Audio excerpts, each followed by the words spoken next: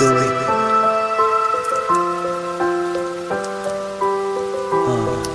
nhiệt lòng nàng vang sinh nàng đổ can làm trái chỉ vì nàng bên nàng vang sinh vì đổ can làm trái chỉ vì nàng bên Jiran long ji pune sinh thế Jiran long ji pune sinh thế ô cả long nàng chỉ lo gì mà nàng đi lo ô cả long nàng chỉ lo gì mà nàng đi lo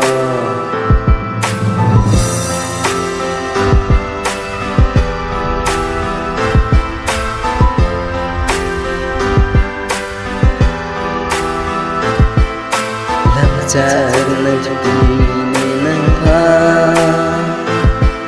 sẽ về aro năng pha làm chẳng vì nên năng pha sẽ về aro nên năng pha ba linh pu linh chế đôi ba linh pu